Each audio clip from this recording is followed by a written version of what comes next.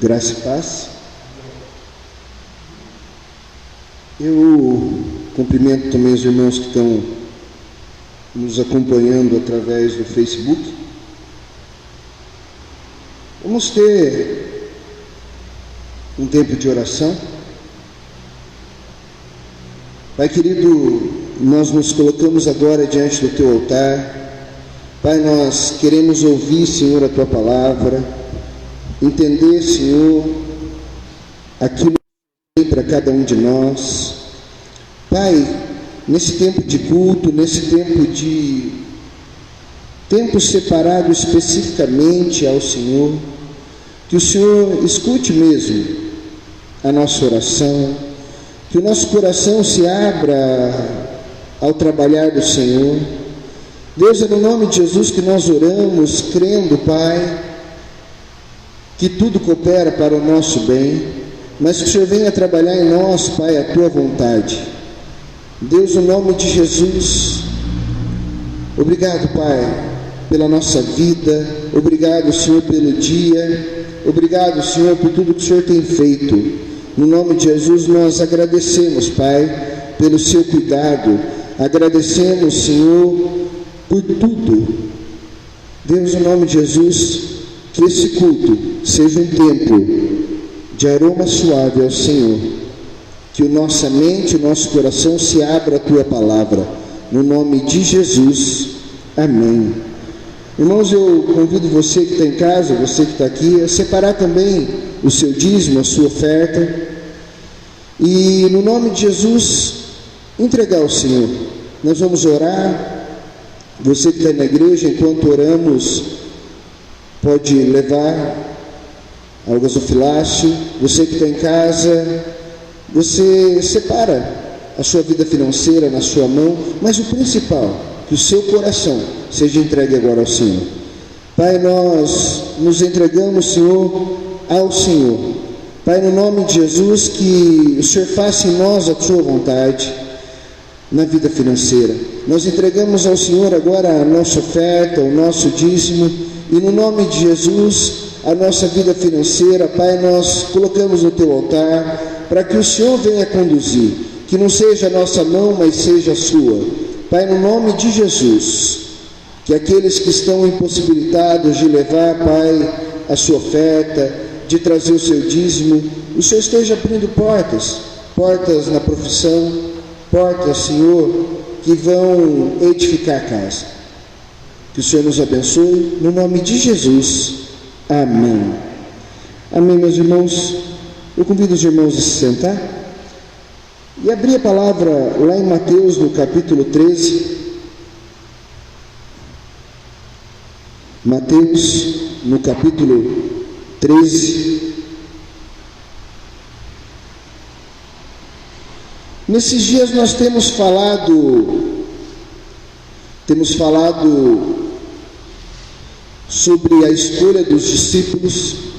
Na semana passada nós falamos sobre ser membro ou ser discípulo, né? Também falamos sobre quando João, no momento da crise, ele pergunta para Jesus se ele é o Cristo ou é para esperar outro. Nós temos trabalhado aqui sobre ser discípulo em tempo de crise. E hoje, aqui em Mateus, no capítulo 13, nós vamos trabalhar especificamente aqui a parábola do semeador. Nós vamos trabalhar a partir do verso 1. Eu quero que você se atente em uma questão. Quando Jesus está trabalhando essa parábola, muitas pessoas estão ali escutando essa parábola com ele. Muitas. O texto diz assim a partir do verso 1. Naquele mesmo dia, saindo Jesus da casa, assentou-se à beira-mar, e grandes multidões se reuniram perto dele, de modo que entrou num barco e se assentou, e toda a multidão estava em pé na praia. E de muitas coisas lhe falou por parábolas, e dizia: eis que o semeador saiu a semear. E ao semear, uma parte caiu à beira do caminho, e vindo as aves a comeram. Outra parte caiu em solo rochoso, onde a terra era pouca e logo nasceu. Visto não ser profunda a terra, saindo porém o sol, a queimou, e porque não tinha raiz, secou-se. Outra caiu em espinhos, e os espinhos cresceram e a sufocaram. Outra, enfim, caiu em terra boa, e deu fruto, a 100, 60 e a 30 por um. Quem tem ouvidos para ouvir, ouça. Lá no versículo 11, Jesus continua assim: porque a vocês é dado conhecer os mistérios do reino dos céus, pois ao que tem se lhe dará e terá em abundância, mas ao que não tem, até o que tem lhe será tirado. Um pouquinho à frente, Jesus diz assim: atendei vós, pois, a parábola do semeador. A todos a que ouvem a palavra do reino e não compreendem, vem o maligno e arrebata o que foi semeado no coração. Este é o que foi semeado à beira do caminho. O que foi semeado em solo rochoso, esse é o que ouve a palavra, recebe logo com alegria, mas não tem raiz em si mesmo, sendo antes de pouca duração. E lhe chegando a angústia e perseguição por causa da palavra, logo se escandaliza. O que foi semeado entre os espinhos é o que ouve a palavra. Só um minutinho que eu perdi aqui. O que foi semeado entre os espinhos é o que ouve a palavra, porém os cuidados do mundo e a fascinação das riquezas sufocam a palavra e fica infrutífera. Mas o que foi semeado em terra boa, este frutifica. Até aqui. Deus, a palavra é lançada. Que o Senhor encontre em nós terra boa, terreno bom, e multiplique em nós a tua palavra, no nome de Jesus. Amém. Hoje eu esqueci meu óculos, então eu fui mexendo aqui. Enquanto eu mexia para aumentar a letra, eu perdi aqui onde é que estava, né? Essa vida de aprender a usar óculos dá trabalho, né, Zenaide? Dá trabalho, né? Bom, diante desse texto aqui, nós vemos o semeador, a semente e a terra. O semeador, nesse momento, sou eu semeando aqui a palavra. O semeador é o pregador que semeia a palavra. A semente é a palavra do Senhor. E a terra é aquele que recebe a palavra. Hoje, a terra, o terreno é você. A terra, o terreno é você que está em casa. Talvez você está ouvindo essa palavra depois de gravada, mas você é a terra, você é o terreno. E Jesus aqui, ele lançava a palavra para vários terrenos. Estava a multidão, tinha ali os discípulos, né? Vários tipos de pessoas.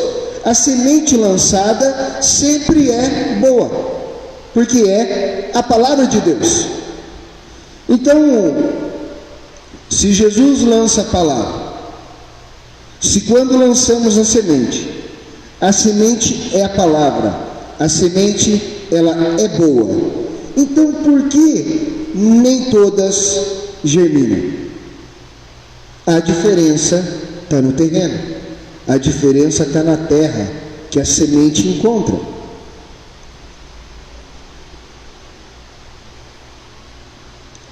Mas uma terra, um terreno ruim, pode se transformar num terreno bom, Alex? Pode, né? Igual esses dias aí você e o Elias trabalharam aqui no fundo, trabalharam a terra, né? Teve alguns lugares que vocês chegaram ali para fazer a horta que a terra já estava dura, não estava? O que vocês tiveram que fazer? Bater na terra, né? Dar aquela maciada, aquela afofada na terra. Então, todo terreno, ele pode vir a ser fértil. Mas às vezes, se o terreno está endurecido, se a terra está dura, se a terra está infrutífera, ela vai precisar de um trabalho. Ela vai precisar de uma condução para que ela chegue a ser frutífera, né? Um terreno que foi endurecido, ele vai precisar que seja mexido nele. Assim, da mesma forma, é o nosso coração, né? Aqui, muitas pessoas ouviram a palavra, muita gente escutou, mas se você for lá e prestar atenção, no versículo 10 vai falar assim: acercando-se dele os discípulos. Os discípulos, eles quiseram saber mais sobre aquela palavra.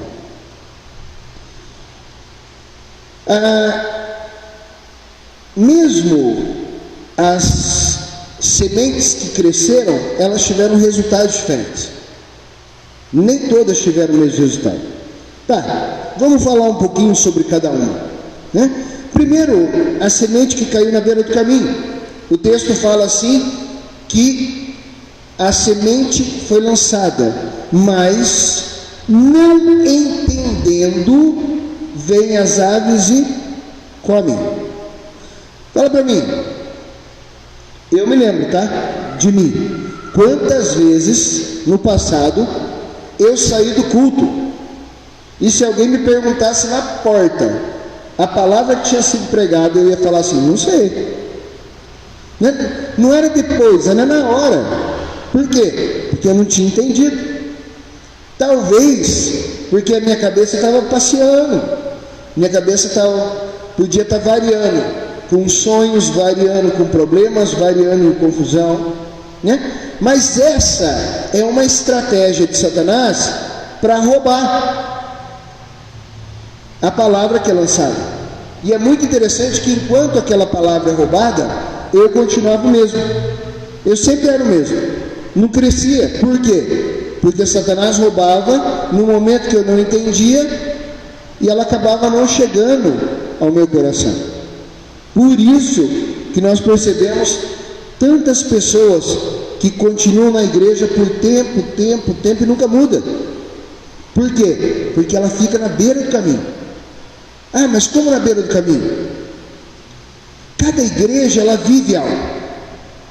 Eu lembro em Londrina, muito forte, também Cambé, também ali, todas as igrejas de Londrina vivem muito forte encontro com Deus. Ah, mas eu sou obrigado a viver encontro com Deus? Não estou falando isso, que é o encontro com Deus que faz a diferença. Mas se aquele é o meio que a igreja está usando para crescer, se eu não entro nele, eu acabo não crescendo. E quantas pessoas ficam às vezes dentro da igreja falando assim: não, mas eu não concordo com isso.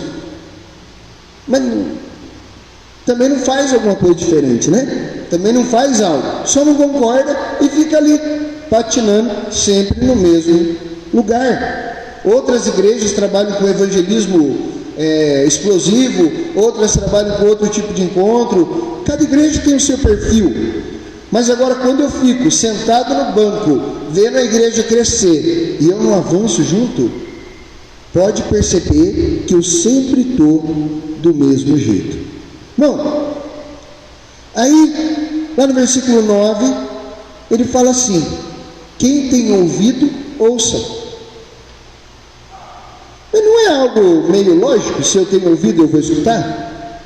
Não, eu posso às vezes ter ouvido e ouvir. Isso não quer dizer que eu estou escutando. Ouvir é uma coisa, escutar é outra. O significado de ouvir remete ao sentido da audição, e é aquilo que o ouvido capta. Já o verbo escutar corresponde ao ato de ouvir com atenção. Ou seja, escutar é entender o que está sendo captado pela audição, mas além disso compreender e processar a informação internamente. Portanto, a diferença entre ouvir e escutar é o que acontece após o indivíduo receber o som. Então, uma coisa é eu escutar a pregação, a outra é ouvir. Ouvir, só ouvir. Escutei, processamento, entendimento. Aí gera a diferença. Dar atenção à palavra sendo lançada. Depois o texto vai falar sobre o solo rochoso. Solo rochoso, aquele que recebe com alegria, mas sem raiz. Então a angústia e a tristeza acabam pesando. Eu me alegro muitas vezes na pregação, mas no dia a dia eu esqueço algumas questões bíblicas. No dia a dia eu esqueço que também faz parte da palavra o crescimento em Cristo na provação. Faz parte do crescer, do avançar no Senhor. E então eu seleciono o que eu quero da Bíblia. Eu seleciono, eu quero viver esse texto. E quando algo acontece de outra forma, eu me frustro, né? Então muitas vezes a falta de perdão, a mágoa, ela me impede de crescer. Elas não me permitem avançando no Senhor. E aí o texto lá de, marquei aqui, Tiago 1, 2 a 4, fala assim: tende por motivo de toda alegria o passar por várias provações, sabendo que a provação da vossa fé, uma vez confirmada, produz perseverança. Ora, a perseverança deve ter ação completa, para que sejais perfeitos e íntegros, em nada deficientes. Eu quero ser perfeito, eu vou ter que gerar em mim perseverança. Eu quero gerar perseverança, eu tenho que ser provado pela fé. Eu quero ser provado pela fé, eu vou passar por provações. Uma provação? Não, muitas. E é só por passar pela provação, pelas provações? Não. Se eu quero crescer, eu preciso ter muita alegria. Provação? Não, muita provação. Alegria? Não, muita alegria. Esse é o segredo para crescer e avançar nas provações que se manifestam no dia a dia. Então, na sequência, o Senhor vem falar do terreno que está entre espinhos, que ouve a palavra, caminha nela, mas as paixões do mundo, ou seja, a minha carne, elas acabam me tirando do foco. No mesmo livro de Tiago, no capítulo 1, versículo 14, ele diz assim: cada um é tentado pela sua própria cobiça. Quando esta o atrai e seduz, então a cobiça, depois de haver concebido, dá à luz o pecado, e o pecado, uma vez consumado, gera a morte. As paixões do mundo não são a culpa do negócio. A minha carne é a culpa. Nada me tenta a não ser eu mesmo, porque a cobiça daquilo que é em mim é aquilo que me tenta. Mas presta atenção como que é o processo. A cobiça que é em mim, primeiro, me atrai a algo me seduzindo. Eu mesmo me seduzo. Depois, então, essa cobiça, depois dela haver concebido. Então, calma aí. Então, vamos dizer que, por exemplo, eu sinto mágoa de algo. Eu sinto raiva de algo. Sentir não é o problema. O problema é quando esse sentimento gera, e ela gera vida. E depois que ela gera vida, ela então dá a luz ao pecado. Por exemplo, alguém me fez mal, aquele mal fica aqui dentro e eu preciso entregar ele a Deus. Mas se eu coloco ele para fora, gerando vida em raiva, então eu gero um pecado. E então aquilo que começou dentro de mim, ele gera um pecado, e depois de consumado, então ele gera morte. Como que depois que nós permitimos esses sentimentos tomarem vida, tem um sentimento de morte na sequência, né? É muito claro isso, é vivo isso. Quando nós permitimos aquilo, então ele começa a fazer mal para nós mesmos. Mas aí o Senhor vem falar então de uma terra boa. Uma terra que ouve a palavra, escuta a palavra, compreende a palavra e gera fruto.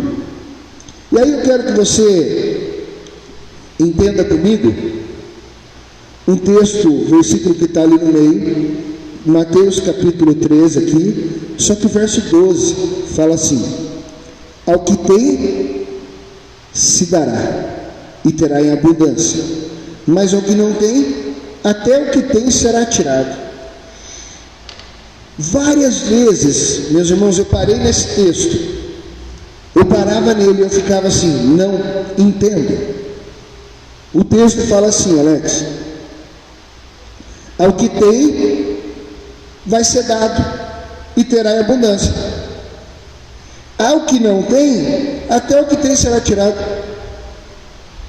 Mas como que eu vou dar mais para quem tem? E como que eu vou tirar algo de alguém que já não tem? Como é que eu tiro isso? Mas quando então eu trouxe isso para a minha vida de prática, quando eu trabalhava como personal trainer, quando eu trouxe então para a prática da minha visão profissional, eu consegui entender.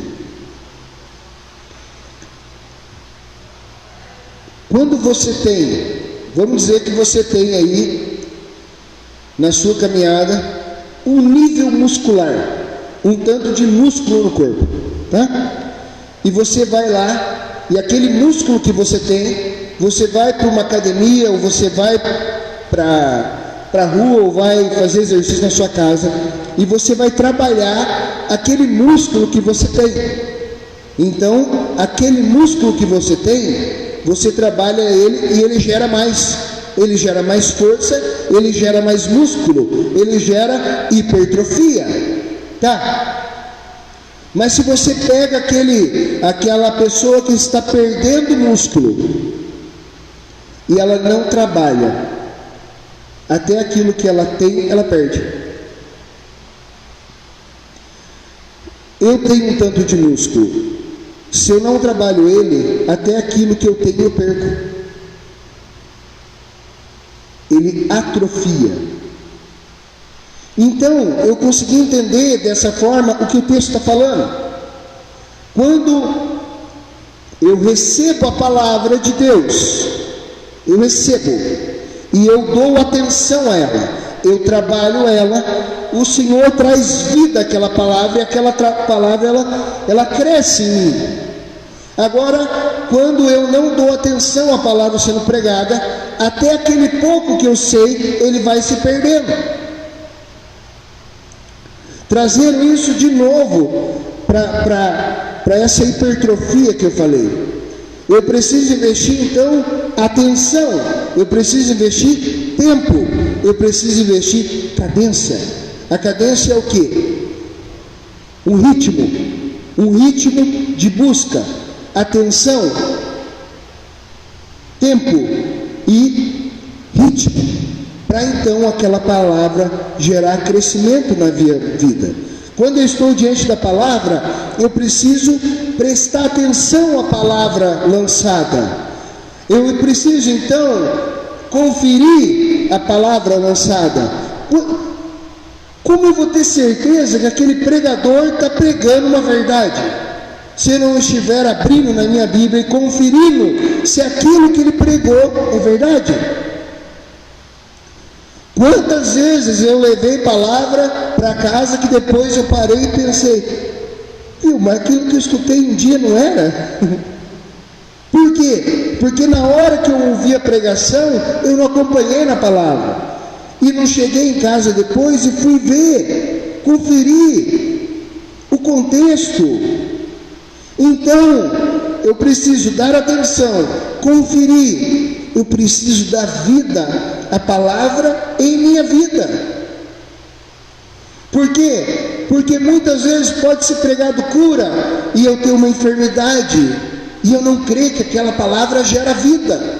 Às vezes eu posso ter um temperamento difícil e ser pregado sobre isso e eu não deixar aquela palavra em mim gerar vida.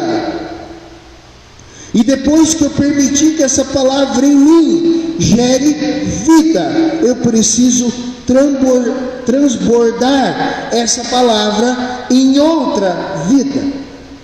Primeiro em mim ela gera vida, e depois que gera vida, eu começo a transbordar para outras pessoas essa palavra. Então, depois que eu transbordo, eu vou ver os frutos da palavra se multiplicando.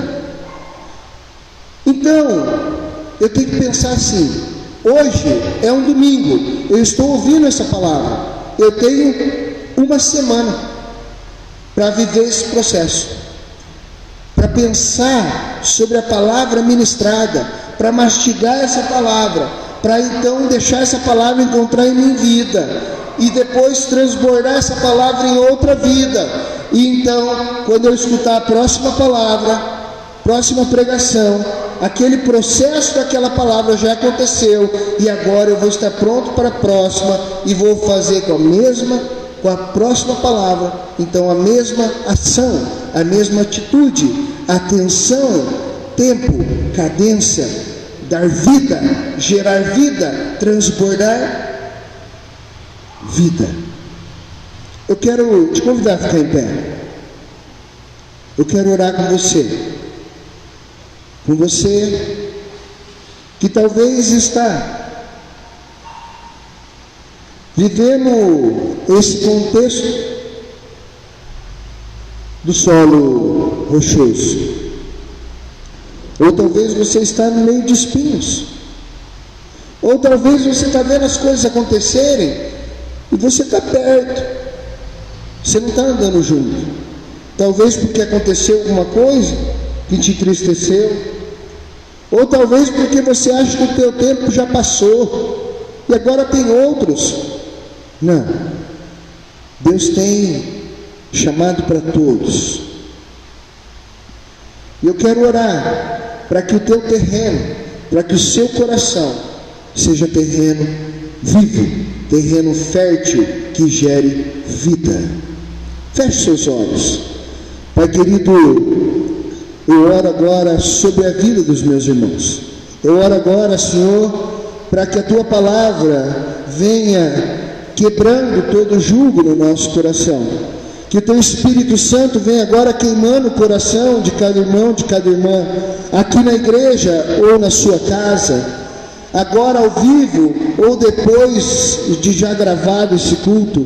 Que o teu Espírito Santo, que é vivo, que o teu Espírito Santo venha agora queimando toda mágoa, toda tristeza, quebrando todo medo, quebrando toda barreira. Pai, no nome de Jesus, vai, Senhor, quebrando o coração que está endurecido, quebrando a terra que está endurecida, afofando, Senhor, essa terra com o teu amor. Que o teu amor venha impactar agora as vidas, que o teu amor venha agora a trazer avivamento. Oh Deus, pessoas que nunca experimentaram, que elas comecem agora a experimentar o poder da tua palavra. É Deus, no nome de Jesus, pessoas que estão enfermas, Pai, traz, Senhor, a unção de cura. Pessoas que estão machucadas, traz sobre elas agora uma unção de cura, Pai, um bálsamo, Pai vivo, Deus, no nome de Jesus. Pai, que a tua bênção, o teu poder seja sobre cada um, e que hoje, Senhor, o Senhor venha transformar terrenos pedregosos, terrenos espinhosos, terrenos desviados, em terra fértil, terra de plantio. Que a tua semente encontre agora nesses corações vida, e vida em abundância, no nome de Jesus, amém. Amém. Eu quero falar para você que está em casa, às vezes está passando por lutas, por dificuldades. Não passe sozinho, deixa, talvez tem o nosso WhatsApp, tem o nosso telefone, ou pode deixar nos comentários os pedidos de oração. Eu quero orar sobre a tua vida, impetrar a bênção, que você tenha uma semana abençoada, no nome de Jesus. Que a bênção de Deus Pai, Deus Filho e Espírito Santo esteja sobre a sua vida, hoje e sempre, no nome de Jesus. Amém. Tenha uma semana abençoada, meus irmãos. Deus abençoe.